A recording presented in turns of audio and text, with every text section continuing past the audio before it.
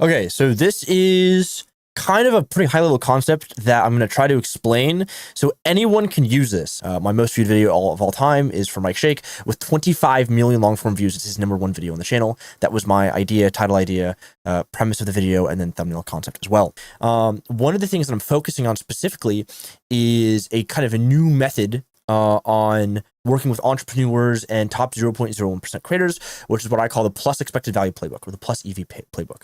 Essentially what expected value is in the long term, when you make a bet, it'll be profitable, right? So if I am someone who does betting for a living, a plus expected value bet is over a long-term period of time, I will win that bet. Same thing in the stock market, plus expected value stock market plays or positions are positions that over time would yield profitable results based on what I can expect the value to be. On YouTube, I think it is a lot of the same. And I often cite to my clients, I have a saying that YouTube is predominantly a game of percent and patience. Is you want to stack the percent in your favor and you want to have the patience to make it pay off. Previously, this was generally done with ideas. I thought ideas were like the most important thing in kind of the trifecta. You have ideas, you have packaging, and you have retention. That's like the trifecta. And I had always kind of been like, okay, ideas are the most important thing. But the more I work with entrepreneurs specifically, and even like top YouTubers to a degree, I no longer think ideas are the most important thing. I think I've always thought like everything was incredibly important, probably equal parts important. But if we just follow first principle order, people aren't going to click on the video if the packaging is bad. And if the packaging is bad, it's usually a symptom of an idea being bad. In today's case, I don't necessarily think I don't think that's entirely true. I do still think ideas are probably the most paramount thing and the highest leverage thing you can focus on as a new creator, or as any creator is focusing predominantly on the idea. But based on kind of my new playbook I'm building for my new clients, I don't necessarily think that is totally the case. I think a more thoughtful approach to packaging is probably as, if not more important than actual fundamental ideas nowadays. And the reason for that is I have some data here, and this is what I call the plus expected value playbook, is when interpreting data and making decisions on that, there's kind of a few ways you can do that. You can look at hard data and soft data. So hard data is, if I zoom in here, it's statistics. So I have a custom tool that I built out that I can pull data from the back end of channels. This is a fitness client of mine. I don't think this is going to be so crazy. Did I show this? I hope so. And I have this very hard data. This is very legitimate hard data from the audience watching these content, right? So I know what buckets are performing the best. I know what we can then, place if we're going to make a bet as to what will do the best short-term, long-term. So for my ideas going forward, I can just present to this client, hey, based on the data, we should not do these ideas, or if we do, these ideas are seasonal, right? So that's something I can say with confidence based on the hard data, based on how the audience is reacting to the content we're doing. Previously, we would just be like, okay, this idea in the market is doing really, really, really well. So what we should do is we should do this idea, regardless of the actual backend data to support this idea from the channel and the audience. I know, doesn't sound super complex when I say it, but a lot of guys are not making decisions based on their hard data. They're making decisions based on soft data and what's going on in the market, which can work. You can definitely get some unbelievably good results by just completely playing what's going on in the market right now and innovating, twisting, and developing new formats based on what's working on, the viewers, interest topics, optimizing viral vectors, things like that. These are things that can definitely work. Now, that being said, if you are an entrepreneur or, top 0.1% creator, etc., well, this is a fine strategy. It's not a consistent strategy. That strategy, making emotional based decisions based on what's going on in the market and trying to chase videos that will raise your view ceiling, do not help at all with the view floor for the most part. Generally, if you get a view ceiling raised, your view floor will come up slightly, but generally not to match. What you want to focus on is you want to focus on raising your view floor, which is what the plus expected value playbook is doing. So the way I do this is I look at purely hard data. I can make very, very easy decisions based on the hard data being these buckets are the best. And you can break that down on your own channel, regardless of size. I can break down these groups are the best, which are different than buckets. And we'll maybe talk about that in a later video. And I can make recommendations that are backed by what the audience is most likely to watch historically. And unlike the stock market, historical precedent does help out a lot in this. So this is why I have this very hard data where I can see, hey, these videos make the most money, these videos have the most views, these videos have the highest retention, and therefore we can figure out why these are the cases, and we can then blend those together for a new video, or we can just make bets on we should only make videos in this category, etc. That's hard data based on the back end of the channel, and you can figure that out on your own, or if you want to hire me, you can do that as well.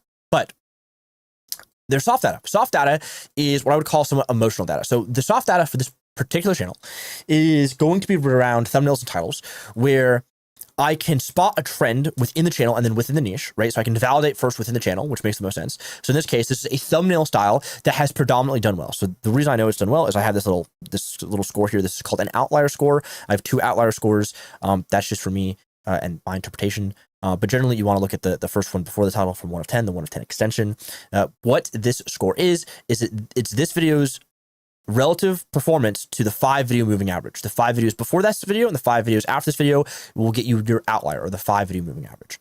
So I want to see how these videos are performing relative to the 5 videos before and after. Therefore, I can get a good idea of, okay, this video is an outlier, is outperforming the 5 videos before and after because of some reason, right? Maybe it's the idea, maybe it's the editing, maybe it's that. But on the soft data, which is just purely kind of interpretation based on what I'm seeing, I'm not like, crunching the numbers here with like some AI tool. This is just me going through it with my experience and being like, okay, well, all these videos are outliers and they all have one thing in common, which is this kind of like X-ray thumbnail where I can see his innards, his fat, because he's a fat loss creator.